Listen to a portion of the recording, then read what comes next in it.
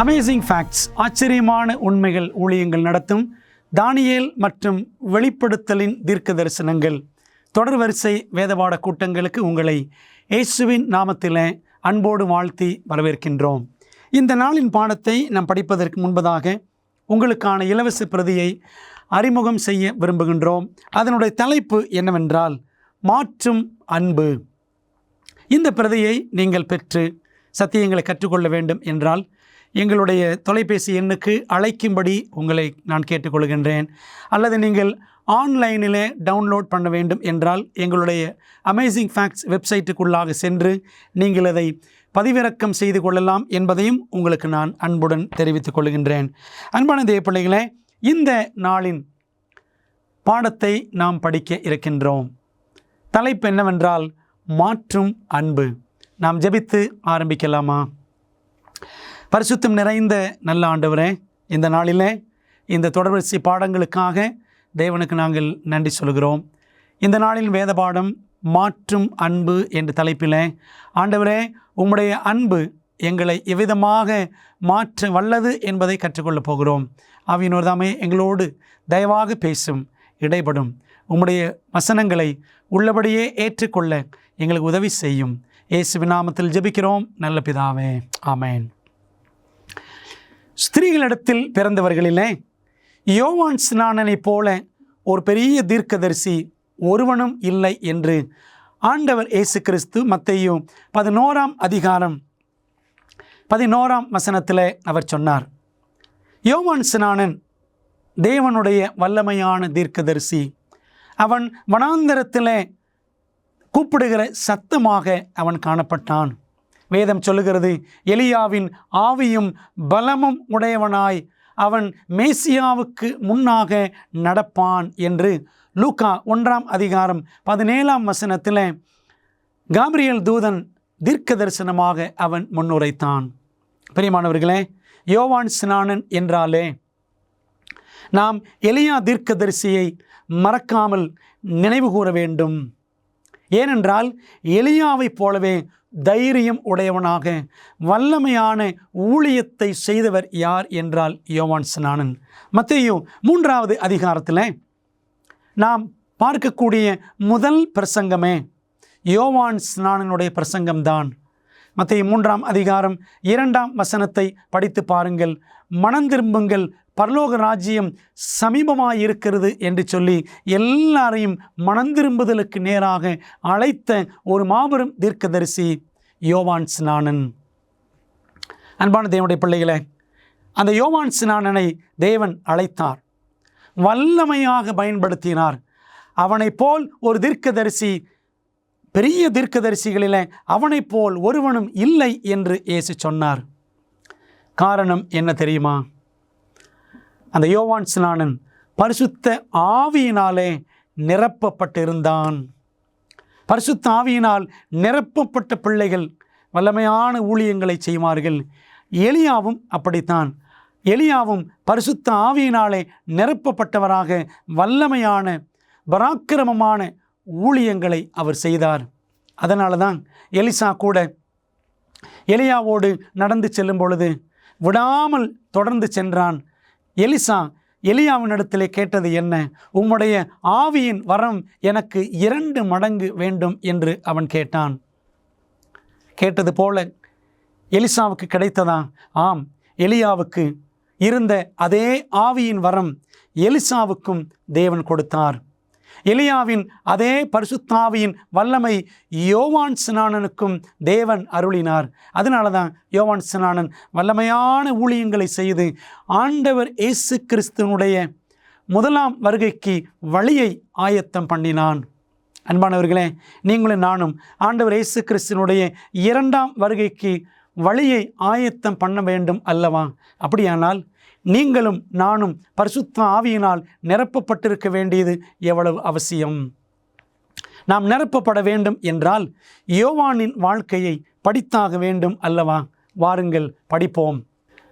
யோவானின் வாழ்க்கையில் அவன் ஆவியால் நிரப்பப்பட்டிருந்ததன் இரகசியம் என்ன? வேதம் சொல்லுகிறது, யோவான் எல்லாருக்கும் பிரதியுத்தரமாக, நான் ஜலத்தினால் உங்களுக்கு ஞானஸ்நானம் கொடுக்கிறேன், என்னிலும் வல்லவர் ஒருவர் வருகிறார், அவருடைய பாதரட்சைகளின் வாரை அவிழ்க்கிறதற்கும் நான் பாத்திரன் அல்ல என்று லூக்கா 3:16 யோவான் ஸ்நானன் சொன்னதை வாசிக்கிறோம். யோவான் ஸ்நானன் ஒரு பெரிய ஊழியக்காரனாக ஊழியம் செய்தான். ஏராளமான ஜனங்கள் அவனிடத்தில் வந்து ஞான ஸ்நானம் பெற்றார்கள். யோவான் ஸ்நானன் நான் தான் மேசியா என்று ஒரே ஒரு வார்த்தை சொல்லி இருந்தால் போதும், எருசலேம் நகரமே, இஸ்ரவேல் தேசமே முற்றிலுமாக யோவானை பின்பற்றி யோவான் ஸ்நானனை உயர்த்தி பிடித்திருக்கும். ஆனால் யோவான் சொன்னது என்ன தெரியுமா? பாருங்கள், எனக்கு பின் ஒருவர் வருகிறார், அவர் என்னிலும் வல்லவர், அவருடைய பாதரட்சிகளின் வாரை அவிழ்க்கிறதற்கும் நான் பாத்திரன் அல்ல என்று சொல்லி யோவான் தன்னை முற்றிலுமாக தாழ்த்தினான். அதுதான் அவனுடைய மேன்மையான குணம். பாருங்கள், யோவான் 3:30 யோவான் ஸ்நானன் சொன்ன அற்புதமான ஒரு வரி என்னவென்றால், அவர் பெருகவும் நான் சிறுகவும் வேண்டும் என்று யோவான் ஸ்நானன் சொன்னதை நாம் வாசிக்கிறோம். அன்பான தேவ பிள்ளைகளே, இயேசு கிறிஸ்து பெருக வேண்டும். என் ஊழியத்தின் மூலமாக, என்னுடைய வாழ்க்கையின் மூலமாக இயேசு கிறிஸ்து பெருக வேண்டும், நான் அவருக்குள்ளாக சிறுக வேண்டும், அவரை பிரதிபலிக்க வேண்டும், அவரை போன்று தாழ்மை உள்ளவனாக நான் மாற வேண்டும் என்று யோவான் ஸ்நானன் வாஞ்சித்தார். யோவான் ஸ்நானனுடைய வாழ்க்கையை நாம் மனதிலே கொண்டு இந்த செய்தியில் நம்முடைய வாழ்க்கைக்கான கிறிஸ்தவ ஜீவியத்திற்கான பாடங்களை நாம் கற்றுக்கொள்ளப் போகிறோம். யோவான் ஸ்நானன் வேதாகமம் வாசித்தாரா? வேதம் என்ன சொல்லுகிறது? அதற்கு அவன் கர்த்தருக்கு வழியை செவ்வை பண்ணுங்கள் என்று ஏசாயா தீர்க்கதரிசி சொன்னபடியே நான் வனாந்தரத்திலே கூப்பிடுகிறவனுடைய சத்தமாயிருக்கிறேன் என்றான். யோவான் 1:23 வாசிக்கிறோம். யோவான் ஸ்நானனுக்கு தன்னுடைய ஊழியம் என்னவென்று நன்றாக தெரிந்திருந்தது. நான் வனாந்தரத்திலே கூப்பிடுகிறவனுடைய சத்தமாக ஊழியம் செய்ய வேண்டும், கர்த்தருடைய முதலாம் வருகைக்கென்று வழியை ஆயத்தம் பண்ண வேண்டும் என்று யோவான் ஸ்நானன் தன் அழைப்பை அவன் அறிந்திருந்தான். எப்படி யோவானுக்கு அது தெரிந்தது என்று நினைக்கிறீர்களா? ஏசாயா 40 3-5 படித்து பாருங்கள். தீர்க்க தரிசனமாக இந்த யோவான் ஸ்நானனுடைய ஊழியத்தை குறித்தும் ஏற்கனவே ஏசாயா எழுதி வைத்திருந்திருக்கிறார். அப்படியானால் யோவான் ஸ்நானன் அதை படித்திருந்திருக்க வேண்டும் அல்லவா? பிரியமானவர்களே, யோவான் வேதாகமத்தை நிச்சயமாக அந்த வேதாகம சுருள்களை வாசித்திருந்திருக்க வேண்டும், தியானித்திருந்திருக்க வேண்டும். இந்த கடைசி நாட்களில் ஆண்டவர் இயேசு கிறிஸ்துவினுடைய 2ஆம் வருகைக்கு நாம் வழியை ஆயத்தம் பண்ண வேண்டும். உலகமாகிய இந்த வனாந்தரத்தில் ஆண்டவர் இயேசு கிறிஸ்துவினுடைய வருகையை அறிவிக்கக்கூடிய வனாந்தரத்தில் கூப்பிடுகிற சத்தமாக நீங்களும் நானும் இருக்க வேண்டுமே. யோவானைப் போல வேதாகமத்தை நாம் தியானிக்கிறோமா? ஒரு வல்லமையான ஊழியக்காரனாக, ஒரு போதகராக யோவான் ஸ்நானன் ஊழியத்தை செய்தார். யோவான் ஸ்நானனுடைய அப்பா ஜகரியா, அம்மா எலிசபெத், 2 பேருமே வயதானவர்கள். 2 பேருமே ஆசாரி வம்சத்திலிருந்து வந்தவர்கள். அப்பா ஆசாரியன், அதனால் மகனும் ஆசாரியன் என்று நாம் நினைத்து விடலாமா? பிரியமான தேவ பிள்ளைகளே, யோவான் ஸ்நானனுடைய சிறப்பு என்னவென்றால் அவன் வேதாகமத்தை தியானித்தான். பரிசுத்த ஆவியானவருடைய வல்லமையை அவன் வாஞ்சித்தான். தாயின் வயிற்றில் இருக்கும் பொழுதே பரிசுத்த ஆவியினால் நிரப்பப்பட்டிருப்பான் என்று அவனை குறித்து லூக்கா 1:15 சொல்லப்பட்டது. அருமையான தேவ ஜனங்களே, இந்த கடைசி நாட்களில் நாமும் யோவான் ஸ்நானனை போல ஆவியினால் நிரப்பப்பட்ட வாழ்க்கை வாழ வேண்டும். யார் ஆண்டவருடைய வசனத்திற்கு முக்கியத்துவம் கொடுக்கிறார்களோ அவர்கள் வாழ்க்கையில்தான் தேவ ஆவியானவர் வல்லமையாய் ஊற்றப்படுவார், கிரியை செய்வார். யோவான் ஸ்நானன் இயேசுவுக்காக சாட்சி பகர விருப்பம் உள்ளவராக இருந்தாரா? உண்மைதான், யோவான் ஸ்நானன் வாழ்ந்த வாழ்க்கை குறுகிய கால வாழ்க்கை என்றாலும் வெறும் 30 ஆண்டுகள் மட்டுமே அவன் வாழ்ந்தான் என்பது உண்மை என்றாலும் அவனுடைய வாழ்க்கை முழுவதும் இயேசுவை எல்லாருக்கும் முன்பாக உயர்த்துவதாகவே, இயேசுவை சுட்டி காட்டுவதாகவே இருந்தது. பாருங்கள், மறுநாளிலே யோவான் இயேசுவை தன்னிடத்தில் வரக்கண்டு, இதோ உலகத்தின் பாவத்தை சுமந்து தீர்க்கிற தேவ ஆட்டுக்குட்டி என்று அறிக்கையிட்டதை யோவான் 1:29 வாசிக்கிறோம். இன்றைக்கி நம்முடைய வாழ்க்கையில் நாமும் இயேசுவை மாத்திரம் உயர்த்தி காட்ட வேண்டும். இயேசுவை எல்லாருக்கு முன்பாக அறிக்கை இட வேண்டும். வேறு எதுவுமே நம்முடைய வேலை அல்ல. இந்த உலகத்தில் நம்முடைய வயிற்று பிழைப்புக்காக நாம் உழைக்கலாம், ஓடலாம், செய்வோம். ஆனால் நம்முடைய வாழ்வின் பிரதான நோக்கம், பரம நோக்கம் என்னவாக இருக்க வேண்டும் என்றால் இயேசுவை எல்லாருக்கும் அறிவிக்க வேண்டும். அன்பான தேவ பிள்ளைகளே, இந்த வாஞ்சை வைராக்கியம் யோவான் ஸ்நானனுக்கு எப்படி வந்தது என்றால் தேவனுடைய அன்பு யோவானை மாற்றி இருந்தது.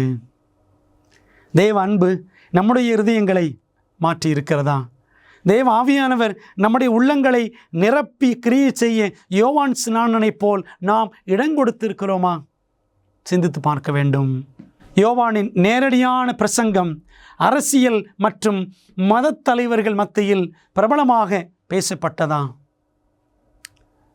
யோவான் ஸ்நானன் வல்லமையான ஊழியங்களை செய்தவன், தைரியமாக பிரசங்கங்களை அவன் செய்தவன். அது நிமித்தம் உள்ளத்திலே தொடப்பட்டவர்கள், போர் வீரர்கள், சாதாரண மனிதர்கள், அரசியல்வாதிகள், மதத் தலைவர்கள் எல்லாருமே யோவானை குறித்து எங்கிலும் பிரபலமாக பேசினார்கள். உள்ளம் தொடப்பட்டவர்கள் முன்னே வந்து ஞானமுழுக்கு பெற்றார்கள். ஆனால் அதே சமயத்தில் பரிசேயரும் நியாய சாஸ்திரிகளுமோ அவனாலே ஞானஸ்நானம் பெறாமல் தங்களுக்கு கேடு உண்டாக தேவனுடைய ஆலோசனையை தள்ளிவிட்டார்கள் என்று லூக்கா 7:30 வாசிக்கிறோம். மிகவும் குறிப்பாக யோவான் ஸ்நானன் தன் ஊழிய காலகட்டத்தில் சந்தித்த அரசன் ஏரோது அரசன். அவன் காற்பங்கு தேசாதிபதி என்று வேதம் சொல்லுகிறது. மார்க்கு 6வது அதிகாரத்தை படித்து பாருங்கள். லூக்கா 3ஆம் அதிகாரத்தை படித்து பாருங்கள். லூக்கா 3:19-20 காற்பங்கு தேசாதிபதியாகிய ஏரோது தான் செய்த மற்ற பொல்லாங்குகளின் நிமித்தமாகவும் யோவானாலே கடிந்து கொள்ளப்பட்ட போது யோவானையும் காவலில் அடைத்து வைத்தான். ஏரோது செய்த அக்கிரமமான கிரியை என்னவென்றால் அவன் தன்னுடைய தம்பியாகிய பிலிப்புவின் மனைவி ஏரோதியாலை அவன் தனக்கு மனைவி ஆக்கி கொண்டான். யோவான் ஸ்நானன் அந்த மாபெரும் தலைவன் அரசனை பார்த்து நீர் செய்வது நியாயமல்ல என்று சொல்லி அவனை கடிந்து கொண்டான். யோவானுடைய பிரசங்கங்கள் இந்த ஏரோதுக்கு பிரியமாய் இருந்தது. எங்கே அவன் அப்படியே மனமாறி விடுவானோ என்று பயந்த ஏரோதியால் எப்படியாகிலும் யோவானை கொல்ல வேண்டும் என்று அவள் சதி திட்டம் தீட்டி அவனை காவலிலே போடும்படி ஏரோது ராஜாவை அவள் தூண்டினாள். அன்பான தேவ பிள்ளைகளை, நம்ம என்ன பார்க்குறோன்னா, எந்த அரசனானாலும் சாதாரண மனிதனானாலும் யாருக்கும் பயப்படாமல் சத்தியத்தை, நீதியை அறிவித்தவன் யோவான் ஸ்நானன். இந்த கடைசி நாட்களில் நாமும் பெற்றிருக்கிற மகத்தான சத்தியங்களை உலகத்தாருக்கு உண்மையோடும் ஊக்கத்தோடும் யோவான் ஸ்நானனைப் போல நாம் அறிவிக்க வேண்டும் என்று தேவன் நம்மை அழைக்கின்றார். அன்பான தேவ பிள்ளைகளே, இந்த கடைசி நாட்களில் யோவானின் வாழ்க்கையை ஒப்பிட்டு பார்த்து நமது வாழ்க்கை எப்படி இருக்கிறது என்று நாம் கற்றுக்கொள்ள வேண்டும். ஆடம்பரமான ஆடை அணிதல் மற்றும் நகை அலங்காரம் குறித்து வேதாகமம் கண்டிக்கிறதா? நம்முடைய கிறிஸ்தவ வாழ்க்கையை சற்று எண்ணி பார்ப்போம். நம்முடைய கிறிஸ்தவ வாழ்க்கை எப்படி இருக்க வேண்டும் என்பதை வேதம் அழகாக சொல்லுகிறது. ஸ்திரீகளும் மயிரை பின்னுதலினாலாவது, பொன்னினாலாவது, முத்துக்களினாலாவது, விலையேற பெற்ற வஸ்திரத்தினாலாவது தங்களை அலங்கரியாமல், 1 தீமோத்தேயு 2:9 விலையேற பெற்ற ஆடைகள், பொன், வெள்ளி, முத்துக்களால் நம்மை அலங்கரிக்க வேண்டாம்.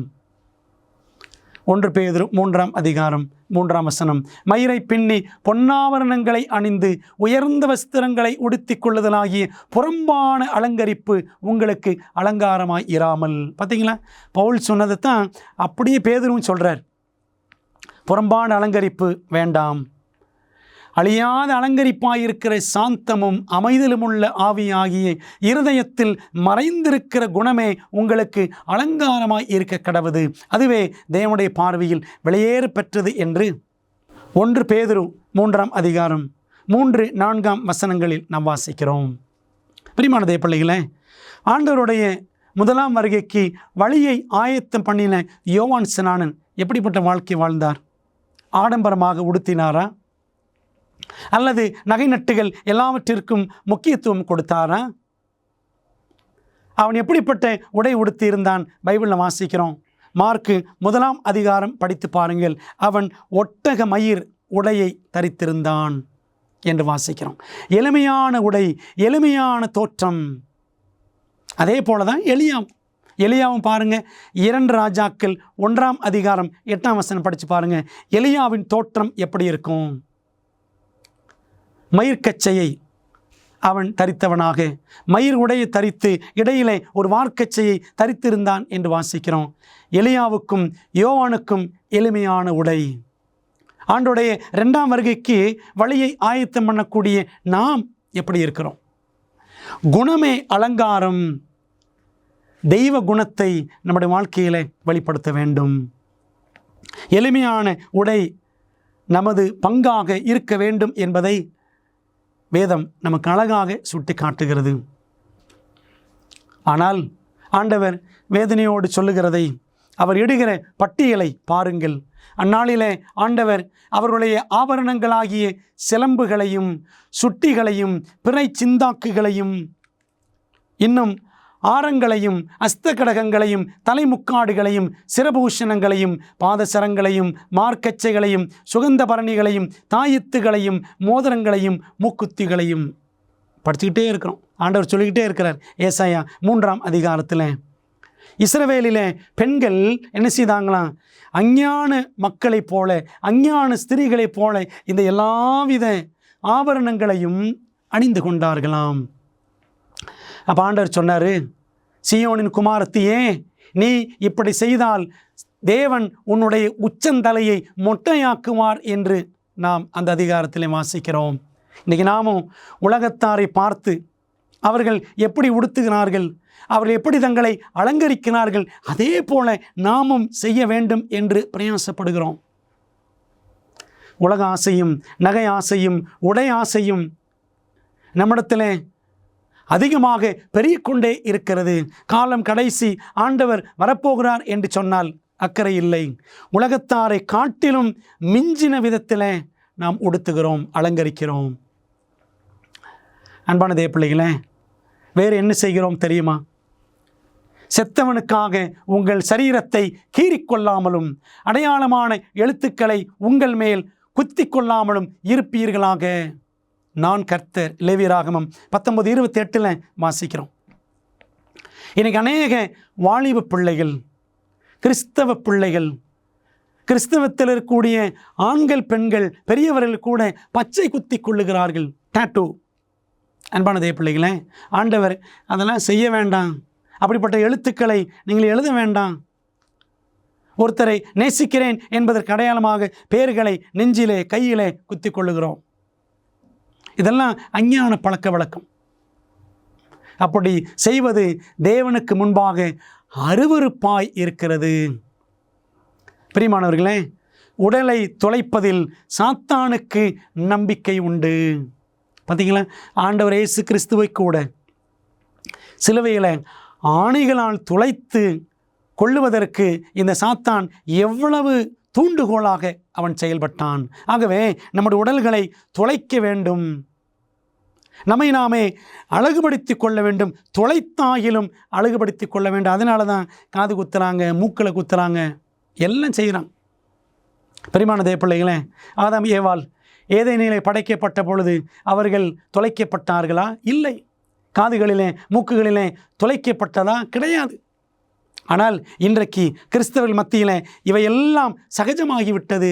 கிறிஸ்டியன் ஸ்டாண்டர்ட்ஸ், கிறிஸ்தவத்தினுடைய தராதரங்கள் இன்றைக்கு எல்லாம் ஒன்றுமில்லாமல் போய்கொண்டிருக்கிறது. பிரியமான தேவ பிள்ளைகளே, ஆவியினால் நிரப்பப்பட்ட மனிதன் யோவான் ஸ்நானன், எலியா, இவர்கள் எல்லாரும் எளிமையான ஒரு வாழ்க்கையை வாழ்ந்தார்கள். ஆண்டுடைய 2ஆம் வருகைக்கு முன்பாக நாமும் எவ்வளவு எளிமையாக வாழ வேண்டும் என்பதை யோசித்து பாருங்கள். ஆவியினால் நிரப்பப்பட்ட யோவானின் வாழ்க்கைக்கும் எளிய உணவு முறைக்கும் இடையில் ஏதேனும் தொடர்பு இருந்ததா? பாருங்கள், வசனம் சொல்லுகிறது, அவன் கர்த்தருக்கு முன்பாக பெரியவனாய் இருப்பான், திராட்சரசமும் மதுவும் குடியான், தன் தாயின் வயிற்றில் இருக்கும் போதே பரிசுத்த ஆவியினால் நிரப்பப்பட்டிருப்பான்.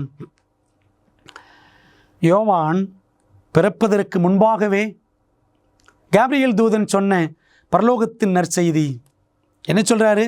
வயதான அந்த ஐயா அம்மாவிடத்தில், எலிசபெத் சகரியாவின் இடத்துல, உங்களுக்கு ஆண் பிள்ளை பிறப்பான், அவன் கர்த்தருக்கு முன்பாக பெரியவனாய் இருப்பான், திராட்சரசமும் மதுவும் குடியான். தகாத பழக்க வழக்கங்களை தவிர்க்கிறவர்கள் உண்மையிலேயே தேவனுக்கு முன்பாக பெரியவர்களாயிருப்பார்கள், தேவனால் கனப்படுத்தப்படுவார்கள்.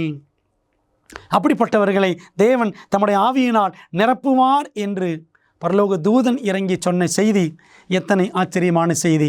அதே யோவான் ஸ்நானன் பெற்ற ஆசீர்வாதத்தை நாமும் பெற முடியும். அன்பான தேவ பிள்ளைகளே, பாருங்கள், திராட்சரசம் மது எதையுமே அவன் குடியான். என்ன புசித்தார் யோவான் ஸ்நானன்? வெட்டுக்கிளியும் காட்டுத்தேனும். வெட்டுக்கிளி என்ற உடனே ஏதோ பூச்சி வகை, காட்டுக்குள்ளே வனாந்தரத்தில் அவன் இருந்த பொழுது பூச்சிகளை பிடித்து ரெக்கைகளை பிடுங்கி அவன் வறுத்து சாப்பிட்டான். அப்படி அல்ல. வெட்டுக்கிளி என்றால் ஆங்கிலத்தில் லோக்கஸ்ட் என்று சொல்லுவார்கள். அந்த வார்த்தையை நீங்கள் நல்ல அகராதியில் டிக்ஷனரியில் எடுத்து பாருங்கள். ஒரு அர்த்தம் பூச்சி என்று போட்டிருக்கும், இன்னொரு அர்த்தம் ஒரு வகையான கிழங்கு என்று போட்டிருக்கும். ஆகவே யோவான் ஸ்நானன் தேனும் கிழங்கும் சாப்பிட்டு ஒரு சைவ பிரியனாக ஒரு எளிமையான வாழ்க்கை வாழ்ந்தவன். நாம் எப்படி இருக்கிறோம்? நாம் எதை உண்ணுகிறோம், எதை குடிக்கிறோம் என்பதை குறித்து தேவன் ஏன் அக்கறை உள்ளவராக இருக்கிறார்? வேதாகமத்தில் சிம்சோனை குறித்து வாசிக்கிறோம். யோவான் ஸ்நானனைப் போலவே சிம்சோனை குறித்த வரலாறும் மிக சுவாரஸ்யமானது, நமக்கு நல்ல பாடங்களை உள்ளடக்கியது. அவர் என்னை நோக்கி, இதோ நீ கர்ப்பந்தரித்து ஒரு குமாரனை பெறுவாய், அதனால் நீ திராட்சரசமும் மதுபானமும் குடியாமலும் தீட்டானது ஒன்றும் புசியாமலும் இரு. அந்த பிள்ளை சிம்சோன் பிறந்தது முதல் தன் மரண நாள் மட்டும் தேவனுக்கென்று நசரேயனாய் இருப்பான் என்று சொன்னார் என்றால் நியாயாதிபதிகள் 13:7 வாசிக்கிறோம். அதே போல சகரியாவுக்கு வெளிப்பட்ட தேவதூதனைப் போல கர்த்தருடைய தூதனானவர் சிம்சோன் குடும்பத்திற்கும் வெளிப்பட்டு சொன்ன அதே செய்தி, உங்களுக்கு ஒரு மகன் பிறப்பான், அவன் திராட்சரசமும் மதுவும் குடிக்க மாட்டான், தீட்டான ஒன்றும் புசிக்க மாட்டான். பாருங்கள், சிம்சோன் பரிசுத்த ஆவியினால் நிரப்பப்பட்டிருந்தான் அல்லவா? ஆனாலும் அவன் தடம் புரண்டு போனான். ஆண்டவருடைய கிருபையினாலே அவன் மன்னிக்கப்பட்டு ரட்சிக்கப்பட்டு ஒரு மகத்தான ஊழியத்தை மரண நேரத்திலும் அவன் செய்தான். அன்பான தேவ பிள்ளைகளே, எளிமையான வாழ்க்கை, எளிமையான உணவு முறை, எளிமையான பழக்க வழக்கங்கள் தேவ பிள்ளைகளிடத்தில் இந்த கடைசி நாட்களிலே இருக்க வேண்டும். அப்படி யாரிடத்தில் காணப்படுகிறதோ அவர்களை தேவன் தம்முடைய பரிசுத்த ஆவியினால் நிரப்புவார். நம்முடைய இச்சைகளின்படி புசிப்பது, உலகத்தார் செய்வது போலவே புசிப்பது, குடிப்பது போன்ற பழக்க வழக்கங்கள் இருக்கும் என்றால் உன்னதத்தின் ஆவியானவர் நம்மை நிரப்ப மாட்டார். உலகத்தின் ஆவிதான் நம்மை நிரப்பும் என்பதை மறந்து விடாதிருங்கள். உங்கள் சரீரமானது நீங்கள் தேவனாலே பெற்றும் உங்களில் தங்கியும் இருக்கிற பரிசுத்த ஆவியினுடைய ஆலயமாய் இருக்கிறது என்றும் நீங்கள் உங்களுடையவர்கள் அல்ல என்றும் அறியீர்களா? 1 கொரிந்தியர் 6:19. பிரியமானவர்களே, நாம் நம்முடையவர்கள் அல்ல. என் இஷ்டம், என் வாழ்க்கை, என் சட்டம், மை லைஃப், மை ரூல்ஸ். நான் என்ன வேண்டுமானாலும் செய்வேன், எதை வேண்டுமானாலும் சாப்பிடுவேன், எதை வேண்டுமானாலும் குடிப்பேன் என்று வாழ்வதற்கு நாம் அஞ்ஞானிகள் அல்ல, பரலோகத்தின் வெளிச்சத்தை பெற்ற மெய்ஞானிகள். பிரியமானதே பிள்ளைகளே, நம்முடைய வாழ்க்கையை சற்று யோசித்து பார்ப்போம். நம்முடைய கிறிஸ்தவ வாழ்க்கையின் தராதரங்கள் எப்படி இருக்கின்றன? வேதாகம தீர்க்க தரிசனத்தில் வெளிப்படுத்தப்பட்டுள்ளபடி நம்முடைய மோசமான உலகத்திற்கான தேவனின் திட்டத்தை அறிய விரும்புகிறீர்களா? உங்கள் மிகப்பெரிய சவால்களுக்கு நடைமுறையான நம்பகமான தீர்வுகள் வேண்டுமா? ஊக்கமளிக்கும் மற்றும் அறிவூட்டும் ஆச்சரியமூட்டும் உண்மைகள் வேதாகம பாட வழிகாட்டிகள் 27 அழகான வரைகளை மற்றும் நேரடியான பதில்களை புரிந்து கொள்ள எளிதான வகையில் வேதத்தின் அடிப்படையில் சிறப்பான மேலான பாடங்களை வழங்குகின்றது.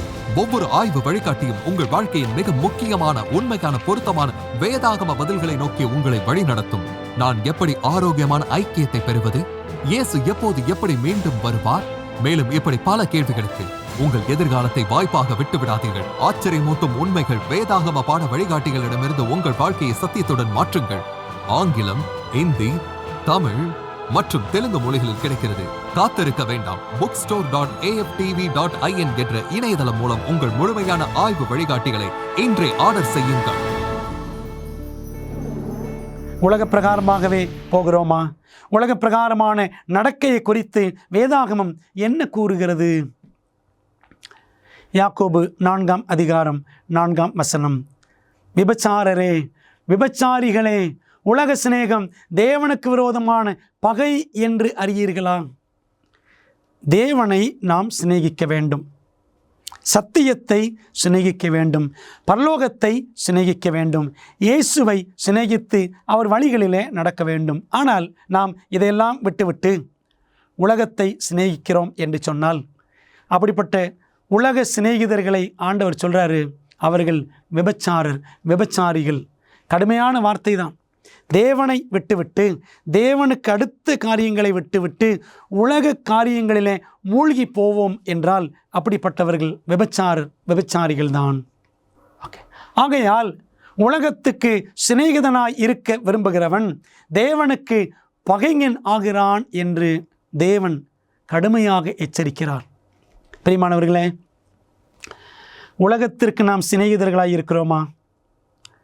மதுபானம் குடிப்பதும், நகை நட்டுகளை அணிவதும், உலகத்தார் போல ஆடம்பரமாக வாழ்ந்து அக்கறை இல்லாமல் கிடைத்ததெல்லாம் புசிக்க வேண்டும், அளவுக்கு மீறி இச்சையடக்கம் இல்லாமல் புசிக்கிற பழக்கம், குடிக்கிற பழக்கம் நமக்கு இருக்கும் என்று சொன்னால் நாம் உலகத்தை சிநேகிக்கிறவர்கள்தான். அப்படியானால் தேவன் நம்மை விபச்சாரிகள், ஆவிக்குரிய விபச்சாரிகள் என்று சொல்வதில் என்ன தவறு இருக்கிறது? நாம் தேவனுடைய பிள்ளைகள், நாம் தேவனுடைய சிநேகிதர்களாக இருக்க வேண்டும். ஆனபடியால் நீங்கள் அவர்கள் நடுவிலிருந்து புறப்பட்டு பிரிந்து போய் அசுத்தமானதை தொடாதிருங்கள் என்று கர்த்தர் சொல்லுகிறார். 2 கொரிந்தியர் 6:17 வாசிக்கிறோம். நம்ம என்ன செய்யணும்? உலகத்தில் இருக்கிறோம், தேவனுடைய பிள்ளைகள், ஆனாலும் உலகத்தாராய் இராதிருங்கள் என்று ஆண்டவர் எச்சரிப்பு கொடுத்திருக்கிறார். உலகத்தில் அன்பு கூறாதிருங்கள். ஒருவன் உலகத்தில் அன்பு கூர்ந்தால் அவனிடத்தில் பிதாவின் அன்பு இல்லை என்று 1 யோவான் 2:15 வாசிக்கிறோம். அருமையான தேவ பிள்ளைகளே, நாம் உலகத்தைச் சேர்ந்தவர்கள் அல்ல, நாம் உன்னதத்திற்கு உரியவர்கள். உன்னதம் என்றால் பரலோகம், பரலோகத்திற்கு உரியவர்கள். எப்படிப்பட்ட ஒரு வாழ்க்கை நாம் வாழ்கிறோம்? நம்முடைய வாழ்க்கை பரலோகத்தை பிரதிபலிக்கிறதா, அல்லது பிசாசின் தந்திரங்களை, உலகத்தின் காரியங்களை பிரதிபலிக்கிறதா?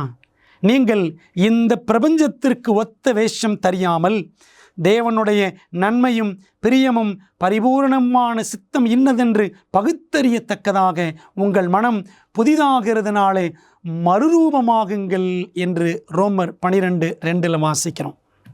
நான் படிக்கிற பாடத்தின் தலைப்பு என்ன? மாற்றும் அன்பு, a love that transforms.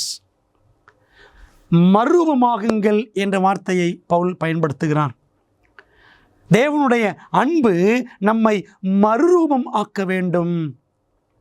பாவிகளாக இருந்த நம்மை, உலக சிநேகிதர்களாக இருந்த நம்மை பரலோகத்திற்குரியவர்களாக, பரலோக தகப்பனின் அன்பு நம்மை மறுரூபமாக்க வேண்டும். தேவனுக்கு பிரியமானவைகளை எப்படியெல்லாம் செய்யலாம் என்பதிலே தீவிரம் காட்டக்கூடிய தீவிரவாதிகளாக சத்தியம் நம்மை மாற்ற வேண்டும். ஆனால் பாருங்க, உலக காரியங்களில் எவ்வளவு தீவிரமாக இருக்கிறோம். நம்ம பிள்ளைக்கு பிறந்த நாள், குழந்தைக்கு பிறந்த நாள் என்று வைத்துக்கொள்ளுவோம், அல்லது என்னுடைய மகளுக்கு கல்யாணம் என்று வைத்துக்கொள்ளுவோம். அவன் செய்முறை செய்ய வேண்டும், இவ்வளவு நகை போட வேண்டும், அவ்வளவு மோதிரம் போட வேண்டும் என்றெல்லாம் உலகத்தாரை விட மிகவும் தரக்குறைவாக இன்றைக்கு நம்முடைய வாழ்க்கை ஆகிவிட்டது. பிரியமான தேவ பிள்ளைகளே, இந்த பிரபஞ்சத்திற்கு ஒத்த வேஷம் தரிக்க வேண்டாம்.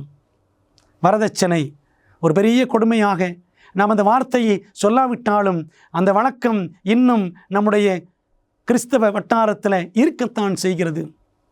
பிரியமான தேவ பிள்ளைகளே, இந்த பிரபஞ்சத்திற்கு ஒத்த வேஷம் தரிக்காதிருங்கள். உலகத்தார் ஜாதிகளை பார்ப்பார்கள். இன்னைக்கு சபையில் இருக்கிறவங்க அதை காட்டிலும் அதிகமாய் பார்க்கிறார்கள். ஆனால் கிறிஸ்தவர்கள் என்று சொல்லுகிறோம். இந்த பிரபஞ்சத்திற்கு ஒத்த வேஷம் தெரியாமல், பிரியமான தேவ பிள்ளைகளே, எலியா, யோவான் ஸ்நானன் இவர்களெல்லாம் எப்படிப்பட்ட வாழ்க்கை வாழ்ந்தார்கள்? அதுபோல நம்முடைய வாழ்க்கை இருக்கிறதா? சிந்திக்க வேண்டும். மறுரூபமாகுங்கள். பரலோகத்தின் தேவனுடைய அன்பு நம்மை மறுரூபம் ஆக்க வேண்டும். பிரியமான தேவ பிள்ளைகளே, நம்முடைய சிந்தனை எல்லாம் உலகத்தாரை போலவே இருக்கணும் என்று இருக்கக்கூடாது. அப்படியானால் கிறிஸ்தவர்கள் எதை குறித்து சிந்திக்க வேண்டும்? கிறிஸ்தவர்கள் எப்படி சிந்திக்க வேண்டும்? பவுல் சொல்லுகிறார், கடைசியாக சகோதரரே, உண்மை உள்ளவைகள் எவைகளோ, ஒழுக்கமுள்ளவைகள் எவைகளோ, நீதி உள்ளவைகள் எவைகளோ, கற்புள்ளவைகள் எவைகளோ, அன்புள்ளவைகள் எவைகளோ, நற்கீர்த்தி உள்ளவைகள் எவைகளோ, புண்ணியம் எதுவோ, புகழ் எதுவோ, அவைகளையே சிந்தித்து கொண்டிருங்கள் என்று பிலிப்பியர் 4:8 சிறைச்சாலையில் இருந்து கொண்டு கைதியாக பவுல் இதை எழுதுகிறார். அன்பான தேவ பிள்ளைகளே, நம்முடைய சிந்தனைகள் எல்லாம் எப்படி இருக்கிறது? நல்ல பணம் சம்பாதிக்கணும், வெளிநாட்டுக்கு போகணும், ஆடம்பரமாக இருக்கணும், நன்றாக உடுத்த வேண்டும், மாட்டிக்கொள்ள வேண்டும், உலகம் நம்மை மதிக்க வேண்டும், இப்படித்தான் நம்முடைய எண்ணங்கள்லாம் ஓடிக்கிட்டே இருக்கு. ஒரு மனிதன் ஒரு நிமிஷத்துக்கு அவனுடைய சிந்தனையில் 48 விதமான சிந்தனைகள் அவன் உள்ளத்திலே ஓட முடியும். ஒரு நிமிஷத்துக்கு 48 சிந்தனைகள் என்னெல்லாம் ஓடிக்கிட்டு இருக்கு பாருங்க. ஆனால் தேவனை பிரியப்படுத்தணுன்ற எண்ணம் இல்லவே இல்லை. அன்பான தேவ பிள்ளைகளே, என்ன பார்க்குறோம்? நம்முடைய கண்களால் எதை பார்க்கிறோம், எதை படிக்கிறோம்? யோசித்து பாருங்கள். அதுதான் நம்முடைய உள்ளத்தில் எண்ணமாக மாறும். நல்லதை பார்த்தால் நல்லெண்ணம் வரும், நல்லதை படித்தால் நல்லெண்ணம் வரும். தீங்கான காரியத்தை என் கண் முன் வைக்க மாட்டேன். சங்கீதம் 101:3 தாவீது சொல்லுகிறார். இன்றைக்கு நாம் நம்முடைய கைகளில் வைத்திருக்கிற அலைபேசிகள், அதை கொண்டு நாம் நன்மையான காரியங்களை செய்கிறோமா? தேவனுக்கு பிரியமான காரியங்களை செய்கிறோமா? கிறிஸ்தவ வாழ்க்கை என்றால் அதற்குரிய ஸ்டாண்டர்ட்ஸ், தராதரங்களை நாம் ஒழுங்காக பின்பற்றுகிறோமா? தாவீதை போல் தீங்கான காரியத்தை என் கண்முன் வைக்க மாட்டேன் என்ற தீர்மானம் நமக்கு தேவை. பிரியமானவர்களே, மெய்யான கிறிஸ்தவன் எவ்விதமான இசையை கேட்க பிரியப்படுவான்? இன்றைக்கு இசை என்ற விஷயத்தில் வாலிபர்கள், கிறிஸ்தவ வாலிபர்கள் மிகவும் ஆர்வம் உள்ளவர்களாக இருக்கிறார்கள். நல்லதுதான்.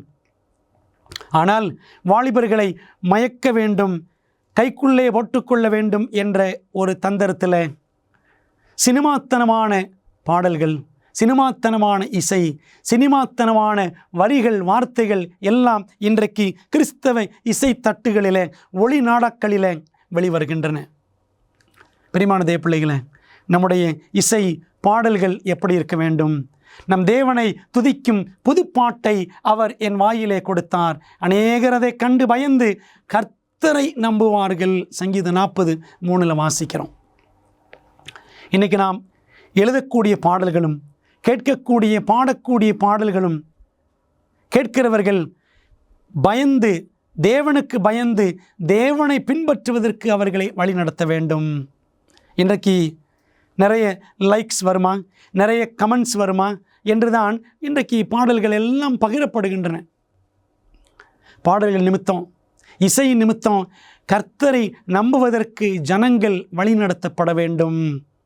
இந்த இசையும் பாடலும் அடுத்தவரை சுகமாக்க வேண்டும். ஆவிக்குரிய சுகத்தை, உள்ள சுகத்தை தருவதற்கு வழிநடத்த வேண்டும். பாருங்கள், அப்படியே தேவனால் விடப்பட்ட ஆவி சவுலை பிடிக்கும்போது தாவீது சுரமண்டலத்தை எடுத்து தன் கையினாலே வாசிப்பான்.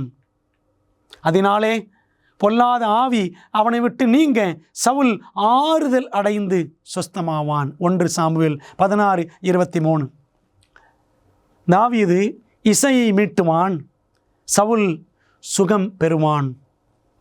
இன்றைக்கு நாம் கேட்கக்கூடிய பாடல்களில் எத்தனை அடி ஓசை, எத்தனை இடி ஓசை, ட்ரம் பீட் எல்லாம் இருக்கிறது. பிரியமானவர்களே, இதுவா கிறிஸ்தவ இசை? இதுவா கிறிஸ்தவ பாடல்? இதுதான் கிறிஸ்தவத்தின் தராதரமா? யோசித்து பாருங்கள். இசை நம்மை தேவனிடத்திலே கொண்டு போக வேண்டும். நாம் கேட்கக்கூடிய கிறிஸ்தவ பாடல்கள் வசனத்தை மையமாய் கொண்டதாக, தேவனை மையமாய் கொண்டதாக, கிறிஸ்துவை மகிமைப்படுத்துகிறதாக, பரலோகத்தை முக்கியப்படுத்துகிறதாக பாடல்கள் இருக்க வேண்டும், இசை இருக்க வேண்டும். இதை மனதிலே வைத்து கொண்டால் தேவன் நம்முடைய இசை மூலமாக, பாடல் மூலமாக மகிமைப்படுவார். பாடல் எழுதுகிறவர்களும் பாடல் பாடுகிறவர்களும் தேவனை மகிமைப்படுத்த வேண்டும் என்ற ஒரே நோக்கத்தோடு செயல்பட வேண்டியது அவசியம். இன்றைக்கி நிறைய வாலிப்பிள்ளைகளுக்கு ஒரு கேள்வி. உலக பிரகாரமான நடனம் கிறிஸ்தவர்களுக்கு ஒரு நல்ல பொழுதுபோக்காக இருக்க முடியுமா? கிறிஸ்தவர்கள் நடனம் ஆடலாமா, டான்ஸ் ஆடலாமா அப்படின்னு கேட்குறாங்க. இதற்கு அவர்கள் சில வசனங்களையும் பயன்படுத்துகிறார்கள். சங்கீதத்திலிருந்து நடனத்தோடு ஆண்டவரை நாம் துதிக்க வேண்டும். நடனம் என்ற வார்த்தையை சங்கீதம் 150 நீங்கள் ஆங்கில வேதாகமத்தில் பாருங்கள். டான்ஸ் என்று இருக்கும். டான்ஸ் என்று சொன்னால் நாம் ஆடக்கூடிய நடனம் அல்ல, அது ஒரு விதமான இசைக்கருவி. அப்படித்தான் பைபிள் காலத்தில் பயன்படுத்தினார்கள். நடனத்தோடும் என்றால் அது ஒரு விதமான இசைக்கருவி. ரவுண்டாக இருக்கும், பெருசாக அந்த ஜான்ரா சின்னதாக இருக்கும் பார்த்தீங்களா, அது மாதிரி பெரிய அளவில் இருக்கும், அதை வைத்து அடிப்பார்கள். அதான் டான்ஸ். பிரியமானவர்களே, ஆனால் நடனம் என்ற உடனே எல்லாரும் டான்ஸ் ஆடணும், தாவீது நடனம் ஆடினான் அப்படின்லாம் சொல்லி எல்லாரும் பாடிட்டு இருக்கிறாங்க சபைகளில். தாவீது தினம் ஆடினாரா? எல்லா ஆராதனைகளிலும் ஆசரிப்பு கூடாரங்களிலும் அவர் ஆடிக்கொண்டிருந்தாரா? இல்லை.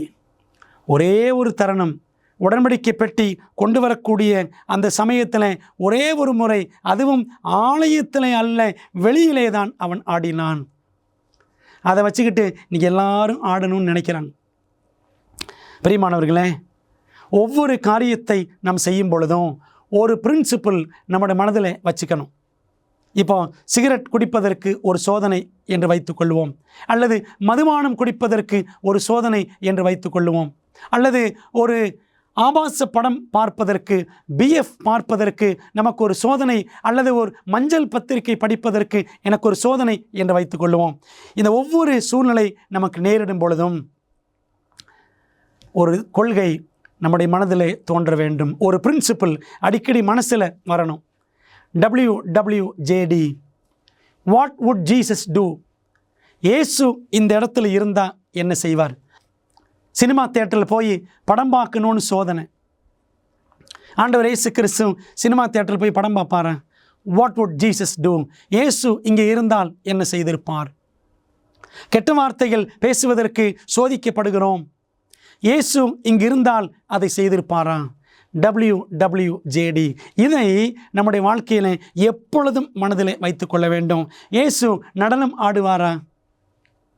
பிரியமானவர்களே, அவருக்குள் நிலைத்திருக்கிறேன் என்று சொல்லுகிறவன் அவர் நடந்தபடியே தானும் நடக்க வேண்டும். 1 யோவான் 2:6. இயேசு எப்படி நடந்தார்? அவர் எப்படி வாழ்ந்தார் அதுபோலவே நாமும் நடக்க வேண்டும், வாழ வேண்டும். ஆண்டவர் இயேசு கிறிஸ்து பற்றி அப்படி ஏதாகிலும் பைபிளில் படிக்கிறோமா? அவர் ஆடினார் என்று சொல்லி இல்லை. வீதியிலே அவருடைய குரலை ஒருவனும் கேட்பதில்லை, அவர் கூக்குரல் இடுவதும் இல்லை என்று ஏசாயாவில் இருக்கிற தீர்க்க தரிசனம் அப்படியே இயேசுவின் வாழ்க்கையில் நிறைவேறினதை சுவிசேஷங்களில் நாம் வாசிக்கலாம். பிரியமான தேவ பிள்ளைகளே, ஆண்டவர் இயேசு கிறிஸ்து எத்தனை பண்பாளராக அவர் வாழ்ந்து நமக்கு முன்மாதிரியை வைத்து சென்றிருக்கிறார். அவருடைய அடிச்சுவடுகளில் நாம் நடக்க வேண்டும் என்பதற்காக அவர் முன்மாதிரியை வைத்து சென்றிருக்கிறார் என்று 1 பேதுரு 2:21 வாசிக்கிறோம். கிறிஸ்தவர்கள் என்றால் சீஷர்கள், இயேசுவை பின்பற்றக்கூடியவர்கள். கிறிஸ்தவர்கள் என்று பெயர் வைத்திருக்கிற நாம் கிறிஸ்துவைத்தான் பின்பற்றுகிறோமா? நாம் அவபக்தியையும் லௌகிக இச்சைகளையும் வெறுத்து தெளிந்த புத்தியும் நீதியும் தேவபக்தியும் உள்ளவர்களாய் இவ்வுலகத்திலே ஜீவனம் பண்ண வேண்டும் என்று தீத்து 2:12 பவுல் எழுதுகிறார்.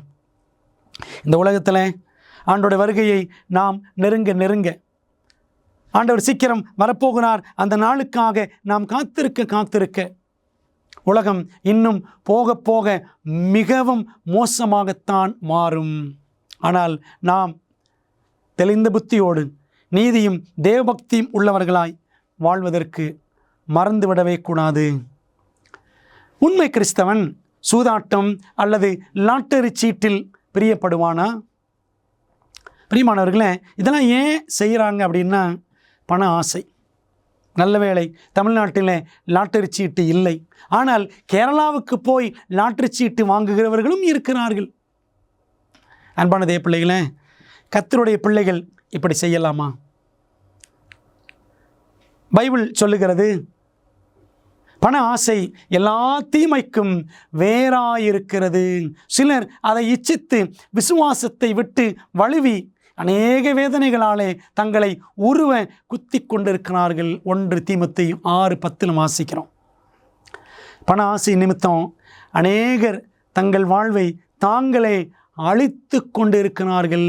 சூதாட்டம், பணத்திற்காக ஆடுவது, லாட்டரி சீட்டு, இது எல்லாமே ஒரு மனிதனை பேராசை உள்ளவனாக மாற்றி அவனை அழித்துவிடும், தேவனை விட்டு பிரித்துவிடும், அவன் குடும்பத்தை குலைத்துவிடும். அப்படியானால் எத்தனை ஜாக்கிரதை நமக்கு அவசியம். ஒருவன் வேலை செய்ய மனதில்லாதிருந்தால் அவன் சாப்பிடவும் கூடாது என்று நாங்கள் உங்களிடத்தில் இருந்தபோது உங்களுக்கு கட்டளையிட்டோமே. 2 தெசலோனிக்கேயர் 3:10. இன்றைக்கி எல்லாருக்கும் என்ன ஆர்வம் அப்படின்னா, குறிப்பாக இன்றைக்கி இருக்கிற வாலிப பிள்ளைகள் எப்படி சீக்கிரத்தில் பணக்காரன் ஆகலாம், வீட்டில் இருந்து கொண்டே எப்படி சம்பாதிக்கலாம். இன்றைக்கி அப்படித்தான் வாலிப பிள்ளைகள் சோம்பேறிகளாக, பழுத்த சோம்பேறிகளாக, படு சோம்பேறிகளாக மாறிக்கொண்டிருக்கிறார்கள். ஆனால் பைபிள் சொல்லுது, வேலை செய்யணும், வேலை செய்யாதவன் சாப்பிடக்கூடாது, வேலை செய்யக்கூடியவன் கூலிக்கு பாத்திரனாய் இருக்கிறான் என்று பைபிள் சொல்லுகிறது. ஆனால் சோம்பேறியாக இருந்து கொண்டு ஐஸ்வர்யவான் ஆகிறதற்கு தீவிரிக்கிறவனோ ஆக்கினைக்கு தப்பான் என்று நீதிமொழிகள் 28:20 வாசிக்கிறோம். சோம்பேறித்தனமாக சூதாட்டம் பண்ணி தந்திரங்கள் பண்ணி எப்படியாவது பணக்காரன் ஆகலாம் என்று நினைக்கிறவன் தண்டனைக்கு அவன் தப்ப மாட்டான். பிரியமான தேவ பிள்ளைகளே, இன்று தேவ ஜனங்களாகிய நம்முடைய நோக்கம் என்னவாக இருக்க வேண்டும்? 1 யோவான் 3:22 வாசிக்கிறோம். அவருடைய கற்பனைகளை நாம் கைக்கொண்டு அவருக்கு முன்பாக பிரியமானவைகளை செய்கிறபடியினால் நாம் வேண்டிக் கொள்ளுகிறது எதுவோ அதை அவராலே பெற்றுக்கொள்ளுகிறோம். ஆண்டவருக்கு பயந்து, ஆண்டவரை நேசித்து, அவருடைய கற்பனைகளை கடைபிடித்து அவருக்கு முன்பாக பிரியமானவைகளை நாம் செய்தால் தேவன் நமக்கு வேண்டியதை எல்லாம் அவர் கொடுப்பார். பிரசங்கி 12:13 பாருங்கள். காரியத்தின் கடைத்தொகையை கேட்போமாக. தேவனுக்கு பயந்து அவர் கற்பனைகளை கைக்கொள், எல்லா மனுஷர் மேலும் விழுந்த கடமை இதுவே. பிரியமானவர்களே, தேவன் நமக்கு முன்பாக வைத்திருக்கிற ஒரு பெரிய இலக்கு எல்லா மனுஷர் மேலும் விழுந்த கடமை என்னவென்றால், தேவனுக்கு பயப்படுகிறவர்கள், தேவனை நேசிக்கிறவர்கள் அவருடைய 10 கட்டளைகளின்படி வாழ வேண்டும். பிரியமானவர்களே, தேவனுடைய கட்டளைகளை நாம் உண்மையாக கடைபிடித்தால் நம்முடைய வாழ்க்கை எவ்வளவு உத்தம சாட்சியாக, மறையாத குறையாத ஒளியாக அது விளங்கும். இந்த பாடத்தில் நாம் படித்தபடி வாழ்க்கை முறை குறித்த காரியங்களில், நம்முடைய கிறிஸ்டியன் லைஃப் ஸ்டைல் சம்பந்தப்பட்ட காரியங்களில் தேவனுக்கு கீழ்ப்படிந்து வாழ்வதை எது இலகுவாக்குகிறது? நம்ம வாழ்க்கையில் எது இருந்துச்சுன்னா நாம் நல்ல கிறிஸ்தவர்களாக வாழ முடியும்? நீங்கள் என்னிடத்தில் அன்பாய் இருந்தால் என் கற்பனைகளை கைக்கொள்ளுங்கள். யோவான் 14:15 இயேசு சொல்லியிருக்கிறார். இந்த வசனத்தை நம்ம திரும்ப திரும்ப இந்த வேத பாடங்களிலே பார்த்து கொண்டிருக்கிறோம். அன்பு, தேவன் மீதான அன்பு நம்முடைய உள்ளத்தில் இருக்கும் என்றால், நம்முடைய தேவனாய் கர்த்தரை முழு இருதயத்தோடும், முழு ஆத்மாவோடும், முழு பலத்தோடும், முழு சிந்தையோடும் நாம் அன்பு கூறுவோம் என்றால் நம்முடைய வாழ்க்கை மறுரூபமாகும், நம்முடைய வாழ்க்கை மாற்றம் அடையும். ஆகவே தேவன் அந்த அன்பை, தெய்வீக அன்பை நம்முடைய இருதயங்களில் பரிசுத்த ஆவியானவர் கொண்டு ஊற்றும்படி ரோமர் 5:5 சொல்லப்பட்டபடி ஆவியானவர் அந்த தெய்வீக அன்பை நம் உள்ளத்தில் ஊற்ற வல்லவர். ஆண்டவரிடத்தில் ஆவியின் பலத்தை கேட்டு, ஆண்டவரே, யோவான் ஸ்நானனை நிரப்பினீர், என்னையும் நிரப்பும், உம்முடைய அன்பால் என் உள்ளத்தை நிரப்பும் என்று நாம் கேட்க வேண்டும். நாம் தேவனுடைய கற்பனைகளை கைக்கொள்வதே அவரிடத்தில் அன்பு கூறுவதாம். அவருடைய கற்பனைகள் பாரமானவைகளும் அல்ல. 1 யோவான் 5:3. தேவனுடைய கற்பனைகளை கடைபிடித்தால்தான் நாம் தேவனை நேசிக்கிறோம் என்று பொருள். சங்கீதம் 40:8 என் தேவனே, உமக்கு பிரியமானதை செய்ய விரும்புகிறேன். இயேசு கிறிஸ்துவை பற்றிய தீர்க்க தரிசனம் இந்த வசனம். பிதாவே, உமக்கு பிரியமானதை செய்ய நான் விரும்புகிறேன். உமது நியாய பிரமாணம் என் உள்ளத்திற்குள் இருக்கிறது என்று சொன்னேன் என்று தாவீது எழுதுவது அப்படியே இயேசுவின் வாழ்க்கையில் நிறைவேறியதை எபிரேயர் 10ஆம் அதிகாரத்தில் நாம் படிக்கலாம். 8-9 வசனங்களில். பிரியமான தேவப்பிள்ளைகளே, இயேசுவானவர் எப்படி பிதாவை நோக்கி ஜெபித்தாரோ, பிதாவே, உமக்கு பிரியமானது செய்ய நான் விரும்புகிறேன். சங்கீதம் 143:10 உமக்கு பிரியமானதை செய்ய விரும்புகிறேன். நீரே என் தேவன், உம்முடைய நல்ல ஆவி என்னை செம்மையான வழியில் நடத்துவாராக என்று நாம் நம்மை ஒவ்வொரு நாளும் ஜெபித்து தேவனுடைய பாதையில் நாம் நம்மை வைத்து கொள்ள வேண்டும். பிரியமான தேவப்பிள்ளைகளே, கிறிஸ்தவ வாழ்க்கை இந்த உலகத்தில் வாழ்வது என்பது உன்னதமான ஓர் அழைப்பு. இந்த சத்தியங்கள் எல்லாம் நாம் கற்றுக்கொள்வது என்பது நமக்கு கிடைத்த மகா பெரிய ஸ்லாக்கியம். அப்படியானால் சத்தியத்திற்கு இசைவான வாழ்க்கை என்பது எளிமையான வாழ்க்கை, நேர்மையான வாழ்க்கை, அது தூய்மையான வாழ்க்கையாக, தேவனுக்கு மகிமையான வாழ்க்கையாக இருக்கும். ஏன் ஒரு கிறிஸ்தவனுடைய வாழ்க்கை ஓர் உன்னத அழைப்பாக இருக்கிறது? வேதாகமம் சொல்லுகிறது பாருங்கள். 1 பேதுரு 2:9 நீங்களோ உங்களை அந்தகாரத்தினின்று தம்முடைய ஆச்சரியமான ஒளியினிடத்திற்கு வரவழைத்தவருடைய புண்ணியங்களை அறிவிக்கும்படிக்கு தெரிந்து கொள்ளப்பட்ட சந்ததியாயும், ராஜரீகமான ஆசாரிய கூட்டமாயும், பரிசுத்த ஜாதியாயும், அவருக்கு சொந்தமான ஜனமாயும் இருக்கிறீர்கள். நீங்கள் நான் யாரு? பரிசுத்த ஜாதி, தேவனால் தெரிந்து கொள்ளப்பட்டவர்கள் என்று பேதுரு சொல்லுகிறார். அன்பானவர்களே, அப்படியானால் அசுத்த உலகத்தில் நாம் பரிசுத்த ஜனமாக தேவனுடைய மகிமைக்கென்று வாழ்ந்தாக வேண்டும். அதற்காகத்தான் ஆண்டவர் உங்களையும் என்னையும் இந்த உலகத்தில் வச்சிருக்கிறார். அந்த நோக்கத்தை புரிந்து நாம் வாழ்ந்தால் அது தேவனுக்கு எவ்வளவு மகிமையாக இருக்கும். நம்முடைய கிறிஸ்தவ வாழ்க்கையின் தராதரங்களை, அந்த ஸ்டாண்டர்ட்ஸ் எல்லாவற்றையும் நாம் தேவ பலத்தினாலே, தேவாவியின் உதவியினாலே காத்து கொள்ள வேண்டும். அன்பானவர்களே, இயேசுவின் 2ஆம் வருகைக்கு பிறரை ஆயத்தப்படுத்த வனாந்தரத்தின் ஓர் தனித்துவமான சத்தமாக யோவான் ஸ்நானனைப் போல நாம் வாழ்ந்து தேவ வாழ்க்கை முறையை, தேவனுக்கு பிரியமான வாழ்க்கை முறையை பின்பற்றக்கூடிய சாட்சியாக இருக்க நீங்களும் விரும்புகிறீர்களா?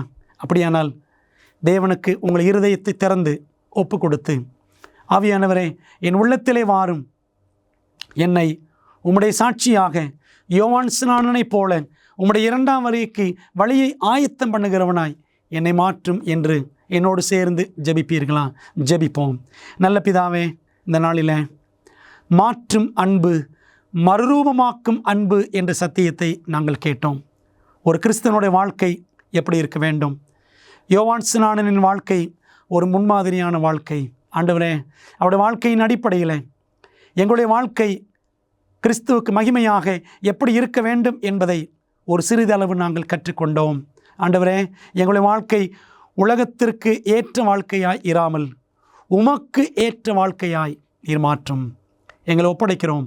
எங்களிடத்தில் இருக்கிற எல்லா தீமைகளையும் மாற்றும். ஆண்டவரே, எங்களுடைய கண்களால் நாங்கள் பார்க்கிற தீட்டான காரியங்கள், காதுகளால் கேட்கிற தீங்கான காரியங்கள், எங்கள் சரீரத்தால் நாங்கள் செய்யக்கூடிய எல்லா அசுத்தங்கள், எங்கள் சிந்தனையின் அசுத்தங்கள் எல்லாம் மாற்றி எங்களை உம்மை போல் மாற்றும் இயேசுவே. இயேசுவின் நாமத்தில் ஜெபிக்கிறோம் நல்ல பிதாவே, ஆமென். பிரியமான தேவ பிள்ளைகளே, இந்த சத்தியம் உங்கள் வாழ்க்கையிலே ஆசீர்வாதமாய் மாறட்டும். இதை அநேகருக்கு பகிர்ந்து கொடுங்கள். மீண்டும் அடுத்த வேத பாடத்தில் சந்திப்போம். கர்த்தர் உங்களை ஆசீர்வதிப்பாராக. ஆமென். உங்கள் வீட்டின் வசதியில் இருந்து நீங்கள் படிக்கக்கூடிய வகையில் இலவச வேதாகம பள்ளியை ஆச்சரியமூட்டும் உண்மைகள் உங்களுக்கு வழங்குகிறது என்று தெரியுமா? தேவனின் வார்த்தையை குறித்து உங்கள் ஆய்வில் உங்களுக்கு உதவ 27 அழகாக விளக்கப்பட்ட பாடங்கள் ஆங்கிலம், இந்தி, தமிழ் மற்றும் தெலுங்கு மொழிகளில் கிடைக்கிறது. இந்த இலவச வேதாகம படிப்பு பாடநெறிக்கு இன்றை பதிவு செய்ய biblestudy.aftv.in என்ற இணையதளத்தை காணுங்கள். இந்த வேத பாடங்களை படித்ததால் உங்கள் மனதிலே கேள்விகள் இருக்கின்றனவா? அப்படியானால் உங்கள் கேள்விகளை திரையில் தெரியும் எண்ணை பயன்படுத்தி எங்களுக்கு தெரியப்படுத்துங்கள். இல்லை என்றால் உங்கள் கேள்விகளை info@aftv.in என்ற முகவரிக்கு மின்னஞ்சல் செய்யுங்கள். வேதாகமத்தை தொடர்ந்து கற்றுக்கொள்ளும் பொழுது கர்த்தர் உங்களை ஆசீர்வதிப்பாராக. உங்களுக்கு சந்தோஷமாக பொழுதை கழிக்க பிடிக்குமா? எனக்கு பிடிக்கும். என் அப்பா அம்மா அமேசிங் ஃபேக்ட்ஸில் இருந்து அமேசிங் அட்வென்ச்சர் சிறுவர் வேதாகம வழிகாட்டிகளை வாங்கி கொடுத்த போது எனக்கு சந்தோஷமா இருந்துச்சு. இதுல பாடத்திட்டங்கள் வண்ணமயமா இருக்கு. அதோடு அருமையான புதிர்களும் வேத வினாக்களும் இதுல நிறைய இருக்கு. வேத சத்தியத்தால் நிறைஞ்சிருக்கு. மற்றும் பிள்ளைகளுக்கான 10 அற்புதமான சாகச பயணங்களும் இதுல இருக்கு. டிராகனை கொல்வது, ஒரே லைஃப் போட், கடல் வழியாக பயணம், விசில் அடித்து கல்லறை வழியாக செல்வது, நான் நிறைய கத்துக்கிட்டேன். இது இங்கிலீஷ்ல மட்டுமே கிடைக்கும். ஆனால் நம் மொழியை கற்றுக்கொண்டு வருகிறோம் இல்லையா? உங்கள் பிள்ளைகள் பைபிளில் இருந்து அரிய கருத்துக்களை அறிந்து கொள்ள எங்களை அல்லது SMS மூலம் உங்கள் செட்டை இன்றே ஆர்டர் செய்யுங்கள். எங்கள் குழுவினரில் ஒருவர் உங்களுக்காக சிறப்பு ஜெபம் செய்ய நீங்கள் விரும்பினால் திரையில் தெரியும் எண்ணை பயன்படுத்தி எங்களை அழையுங்கள். அல்லது உங்கள் ஜெப குறிப்பை prayer@aftv.in என்ற முகவரிக்கு மின்னஞ்சல் செய்யுங்கள்.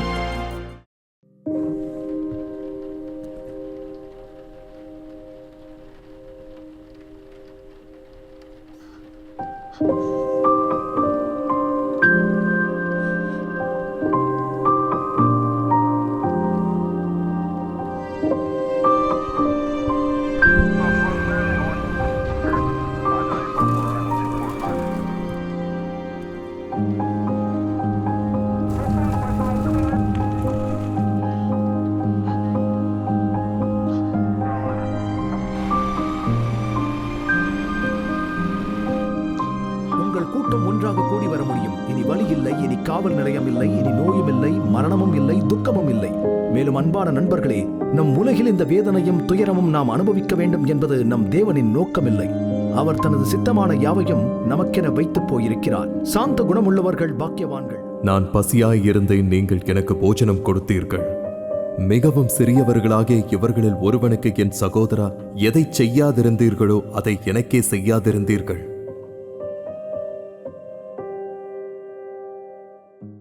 வேதபாட ஆராய்ச்சியில் போதுமான ஆச்சரியமான உண்மைகளை ஆய்வு செய்ய விருப்பமா? சத்தியம் நிறைந்த இந்த நிகழ்ச்சியை நீங்கள் சந்தோஷமாக காண அடுத்த வாரம் வரை காத்திருக்க வேண்டியதில்லை. இதன் அற்புதமான உண்மைகளை AFTV.org ஊடக நூலகத்தில் காணலாம். AFTV.org-இல் நீங்கள் காணொளி மற்றும் கேளலை விளக்க காட்சிகள் அனைத்தையும் அதனுடன் அச்சிடப்பட்ட உள்ளடக்கத்தையும் இலவசமாக பெறலாம். வாரத்தில் 7 நாட்களும் 24 மணி நேரமும் உங்கள் கணினி அல்லது மொபைல் சாதனத்தில் இருந்து பெற முடியும். AFTV.org-ஐ பார்வையிடுங்கள். 50 வருடங்களுக்கும் மேலாக அமேசிங் ஃபேக்ட் ஊழியங்கள் நற்செய்தியை உலகம் முழுவதும் பகிர்ந்து கொண்டிருக்கிறது. இயேசுவின் சித்தத்தின்படி அனைத்து மக்களுக்கும் நித்திய சுவிசேஷத்தை அறிவித்துக் கொண்டிருக்கிறது. உங்கள் ஜெபத்திற்கும் ஆதரவிற்கும் நன்றி. பெரோயா பட்டணத்து சபை விசுவாசிகள் தாங்கள் சத்தியங்களை கேட்ட பிற்பாடு தங்கள் இல்லத்திற்கு சென்று காரியங்கள் இப்படி இருக்கிறதா என்று வேதத்தோடு ஒப்பிட்டு மீண்டும் படித்தார்கள். அதுபோலவே நீங்களும் செய்ய வேண்டும் என்று நாங்கள் விரும்புகிறோம். இந்த தீர்க்க தரிசன தொடர் கூட்டங்களில் ஒவ்வொரு நாளும் உங்களுக்கு அந்தந்த நாளுக்குரிய செய்தி சம்பந்தமான இலவச பிரதி அறிமுகப்படுத்தப்படுகிறது. ஆகவே அந்த இலவச பிரதியை நீங்கள் திரையில் தெரியும் தொலைபேசி எண்ணை பயன்படுத்தி எங்களோடு தொடர்பு கொண்டு பெற்றுக்கொள்ளலாம். அல்லது எங்களுடைய வெப்சைட்டுக்குள்ளே சென்று நீங்கள் அதை பதிவிறக்கம் செய்து கொள்ளலாம். நீங்கள் அந்த புத்தகங்களை பெற்றுக்கொண்டு படித்து வேதத்தில் உள்ளபடியே கற்றுக்கொள்ளுங்கள். நீங்கள் படித்த பிற்பாடு உங்கள் நண்பருக்கும் அதை பகிர்ந்து கொள்ளுங்கள்.